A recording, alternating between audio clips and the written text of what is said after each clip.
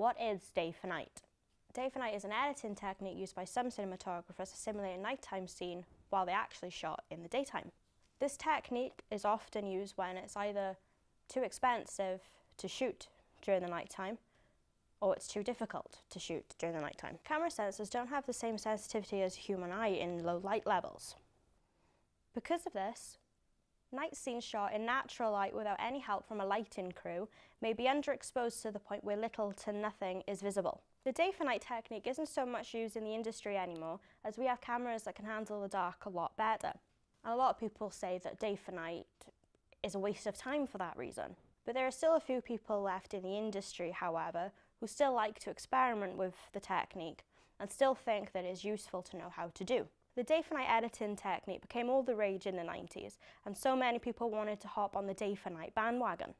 So, why was day for night so popular in the 90s? Well, back 20 years or so ago, film cameras weren't as good as recent DSLRs and industry standard cameras.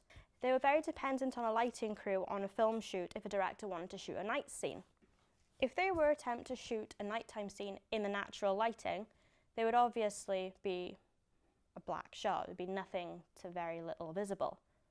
But if we were to take a modern DSLR and film something outside in the dark, we have the option to increase exposure. The only issue with this is, the higher the exposure is, the more grain is visible in the shot. So, here are some examples of what it looks like when you increase the exposure on a DSLR in the dark.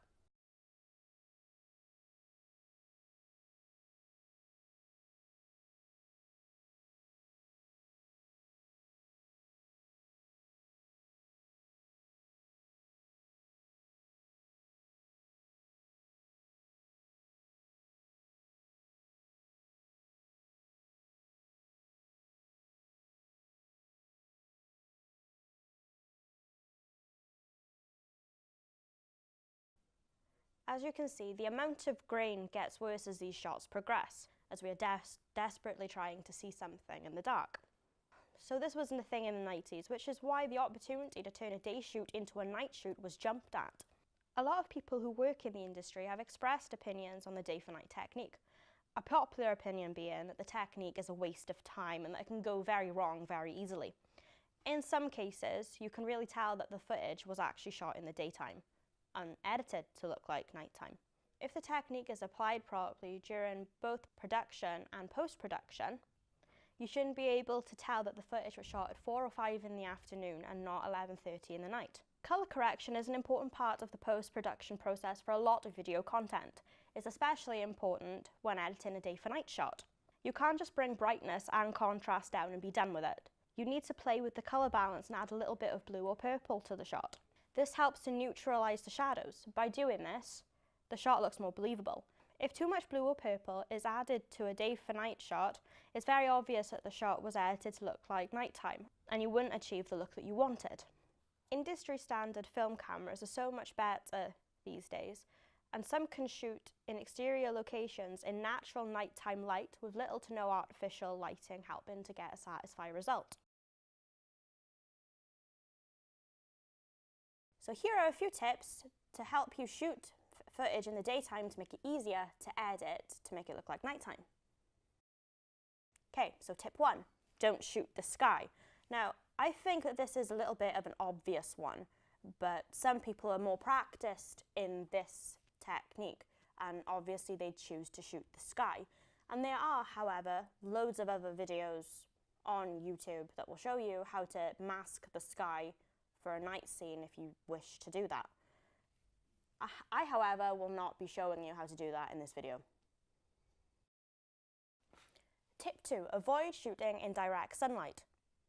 Shadows made by sun in your footage is a dead giveaway that your footage was shot during the day. To make sure this isn't an issue in your footage, there are several times of day which is ideal for shooting day for night footage in.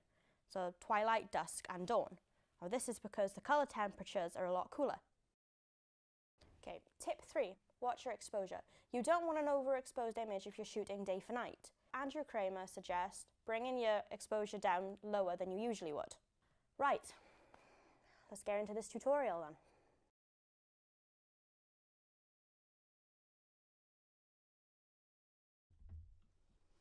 Okay, so you're going to open Premiere and then you're going to drag your footage into the edit suite. And then you are going to unlink it from the sound and delete the sound because there was talking in the background. Then you are going to go into the color window and you're going to select the footage because you want to obviously edit it. And then you are going to bring the contrast up and the exposure down. So obviously you get a dark shot. And then you are going to bring the shadows down. So there's no sunlight now, like at all. Then you are going to bring the whites up because you've lost a little bit of colour there. And I'm also going to bring the blacks down.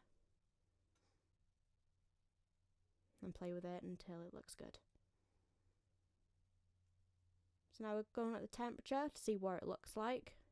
Then we decide that it doesn't look that great, so we're going to leave it there. And instead, we are going to go into the GBR, into the curves. Okay, so we're going to select the red curve, and we're going to bring it down a little bit. So I'll take all of the red out of the shot. And we're going to do the same for green. I'll leave you with the more blue tone. There. So you're going to go back into basic controls and you're going to see the temperature again and leave it there this time because it looks good. Then you're going to bring the exposure up a little bit. Now this is all about playing with it and just see what looks right. Bring the contrast up.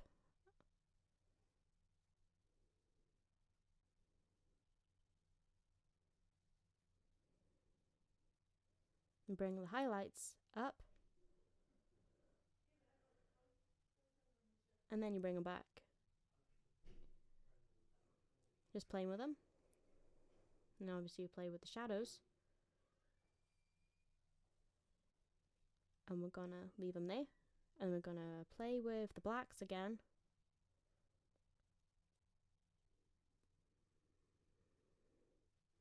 Okay, now we're gonna look through the footage to make sure we have the look that we want.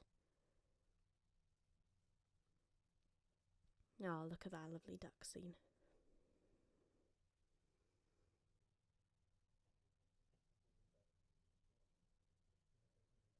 So admire your work and then just look through it to see if it all looks good.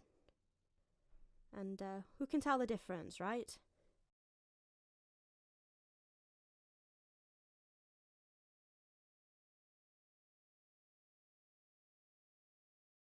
I can see why some people choose to use this technique in their editing, but I personally think there's a little bit more effort than it's worth.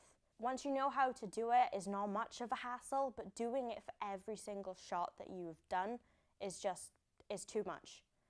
And obviously, my tutorial is simplified, is something that I found that works easier for me. So I don't think that this is going to work for everybody.